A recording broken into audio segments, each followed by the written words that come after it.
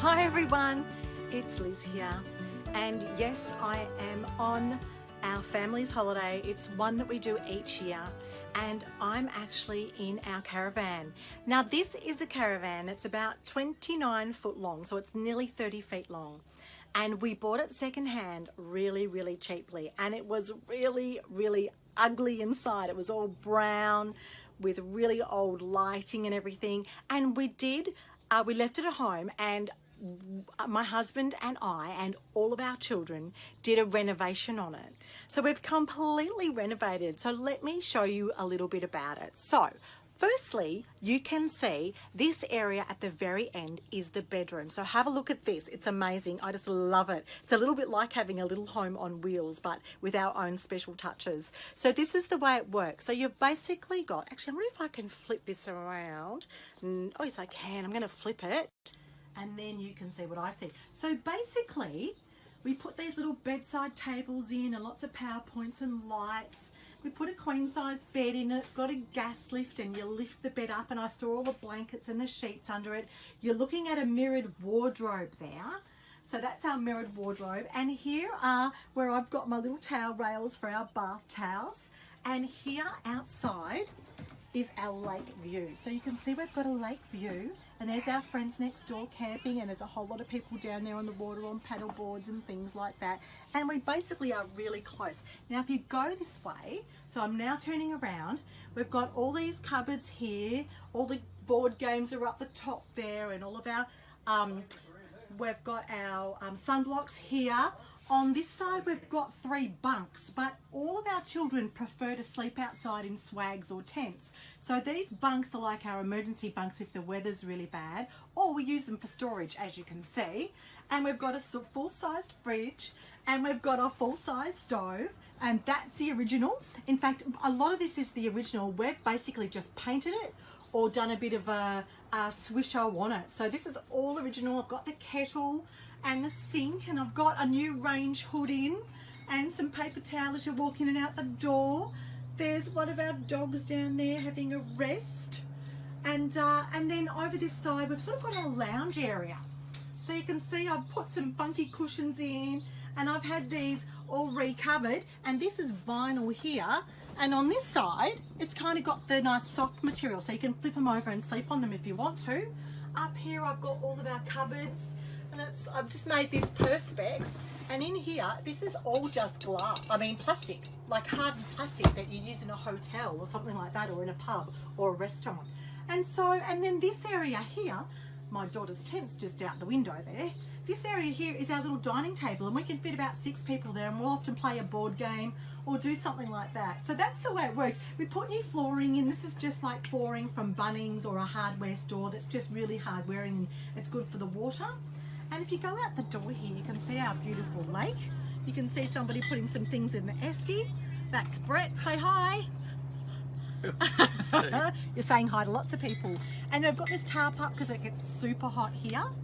And yeah, and people down there having a play, friends over there with their dogs, and we've got more friends over here, and our small van's next door. So you can see it's pretty amazing, and we absolutely love it.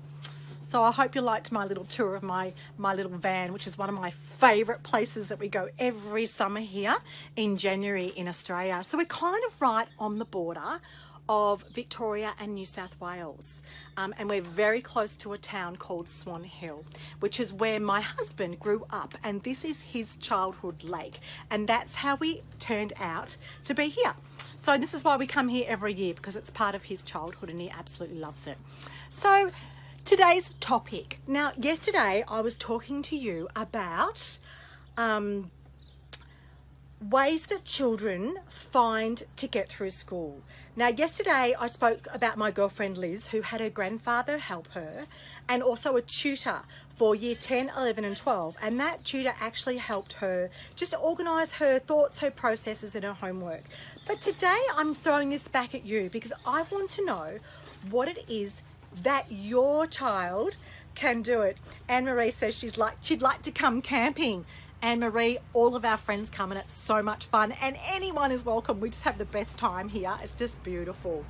So back to my topic, because I could talk about camping all day because I love it so much. So I'm looking for your child's number one strategy. And if they've got more than one, I want to know about it. Also known as playing the school game in our house, children with school learning difficulties develop a range of masterful strategies to survive every grueling day at school. It's not so much about the struggle itself. We all know how real that struggle is for all of our children. What I and others want to know, and I'm talking, a lot of people are going to want to know your answers, are what strategies your child or student comes up with using their own amazing intelligence to compensate for their learning difficulty. Thanks, Gary. Someone just popped some drinks in my door, which is lovely. So these strategies that you're going to give me can relate to reading, spelling and writing. They might be getting the best out of their teachers. They might be completing their classwork or homework. It might be about reading their class materials and their novels. It might be ways that they get along with other students and work in teams, or work to get some advantage of working with other students.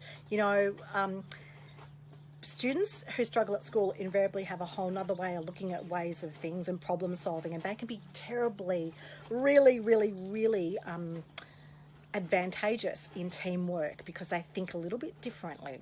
So what about organisational strategies? Fill us in with some of those things.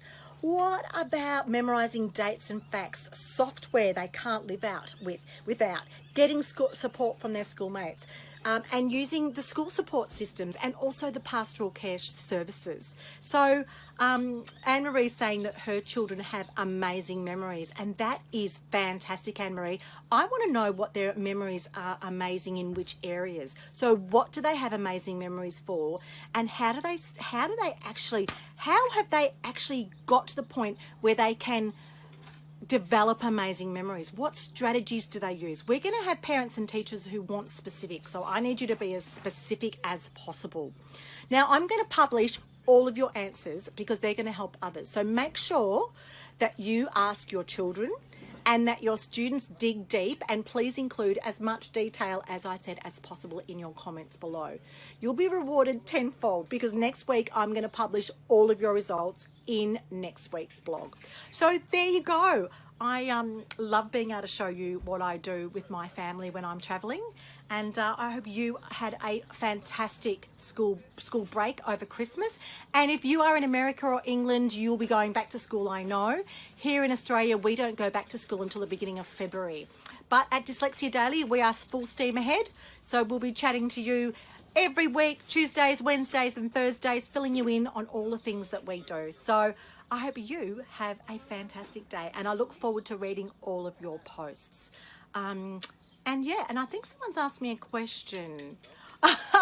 Stephen's asked me, are these strategies for getting through school or for trying to avoid it at all costs? Well, maybe put some of those in as well, because they're quite funny. Because I tell you, our kids come up with some pretty amazing things to get out of school if they don't want to go. They are incredibly clever. So have a super day, everyone, and I will see you next Tuesday on another Facebook Live from the lake. Okay, bye for now.